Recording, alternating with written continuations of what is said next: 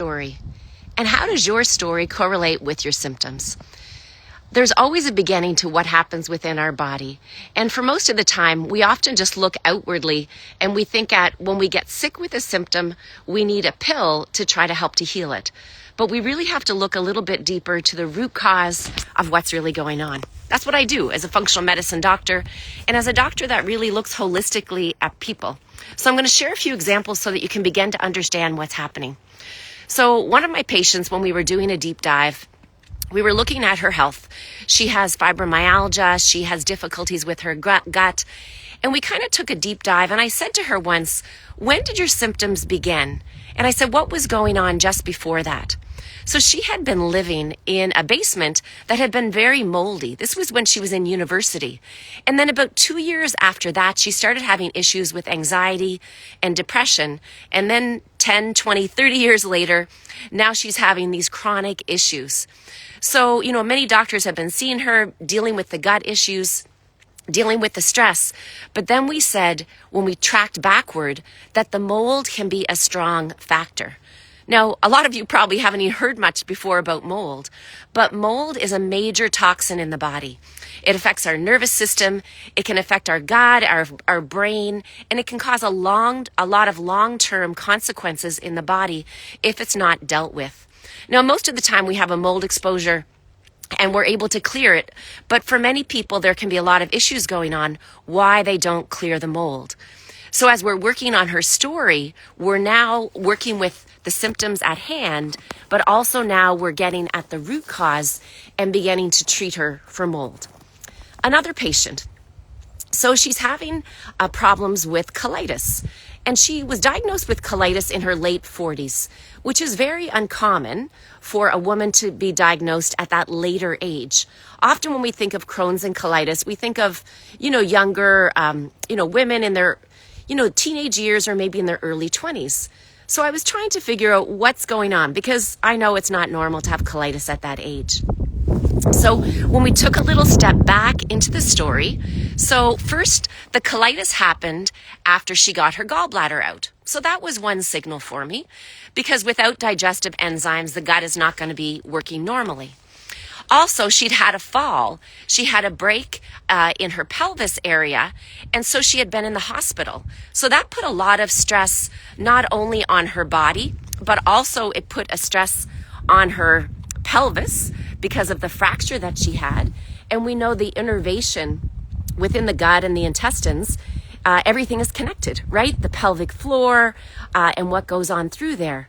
But then we took one more step backward, and the year before that, she was in a toxic relationship, and that relationship had just ended. So in the matter of 3 years, she ended a toxic relationship, she had injury to her pelvis, she had her gallbladder out, and then she was diagnosed with colitis. So guess what? Now she's on medications for colitis, and I told her that we're probably going to be able to get you off of those medications because we now can start to see the root causes of why that was diagnosed in that individual. So again, putting the pieces together of the puzzle. And then one last patient I want to tell you about, because this is, she was diagnosed with a painful condition called rheumatoid arthritis. Now, she was just 48 years old. And when I looked at her blood test, number one, her rheumatoid arthritis marker in her blood was negative. So she saw the specialist because she was having aches and pains in her joints.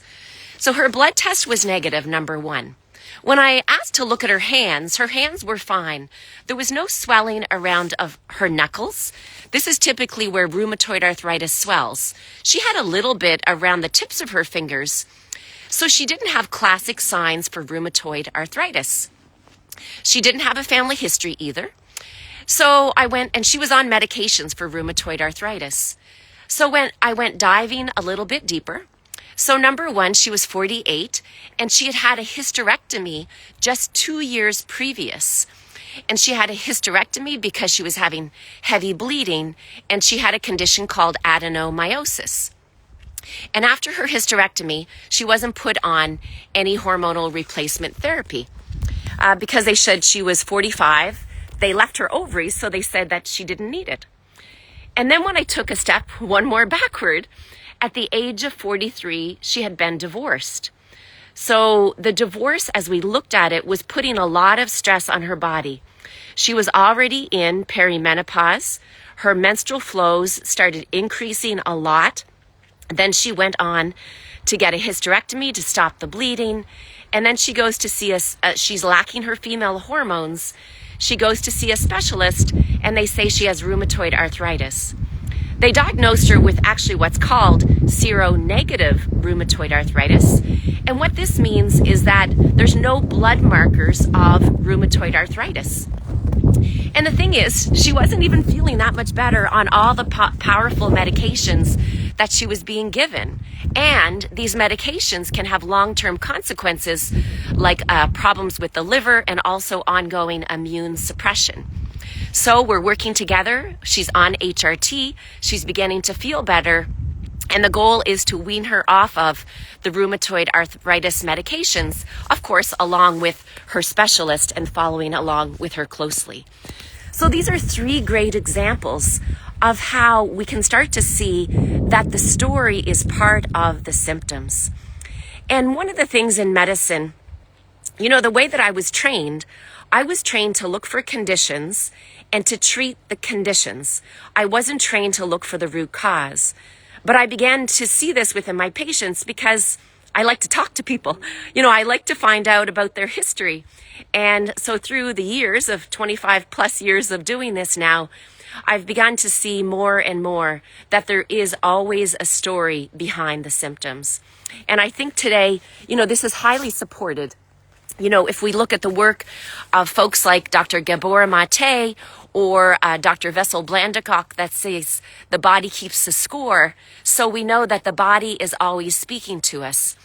So what I want you to think about today is have a look at your story. So if you've been diagnosed with something, maybe think about what was going on just beforehand. I often see this, especially when it comes to stomach conditions. And I remember my first story, I should tell you this one too, when I was training a medical resident. I was living in Ontario, and I had a 17-year-old boy come in, and he was having heartburn and a lot of acid reflux. And so the resident went to see this young boy, and she said, he's got acid reflux, it's bothering him at night, he's taking a lot of Tums, he's taking Diavol. So I said, well, what do you want to do about it? She said, well, I think he needs a stomach medication, and we should check him to make sure he doesn't have H. pylori, which is a stomach bacteria. And then I said to her, well, what else is going on in this boy's life? Because it's not normal for a teenage boy to have acid reflux. So she went back down the hallway, and she said, I need to ask you a few more questions. And it turned out that this boy had a girlfriend, and now she was pregnant, and she was pregnant with twins. So he was really stressed out. So I think we really got to the root of the problem as to what was going on. This boy didn't need acid reflux medications. He needed someone to talk to him about his stress and what was going on, his life situation right now. So I want you to think back in your life. What is going on? What symptoms do you have? What is the story? And it doesn't even have to be within a week or two. Many times what we see is these types of stressful events can come out a year or even 2 years later. Because when we hold a lot of stress in the body, it can have a long-term impact on our immune system. So if you want to learn more about this type of work and why I do this type of work, I'm going to be hosting a workshop tomorrow. It's called, it's a Wise Women Foundations, and it's called Become Your Doctor of the Future.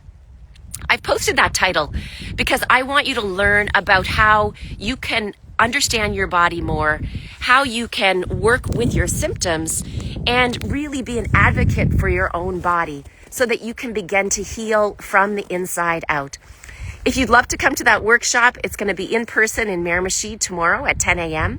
Also, you're welcome to join. We're going to have it hosted virtually on Zoom as well. So remember, listen to your story. It always has something to tell. If you want to share, or please leave some comments about your story, what it's revealed to you about your life. Have a wonderful day, everyone. Hope to see some of you tomorrow online.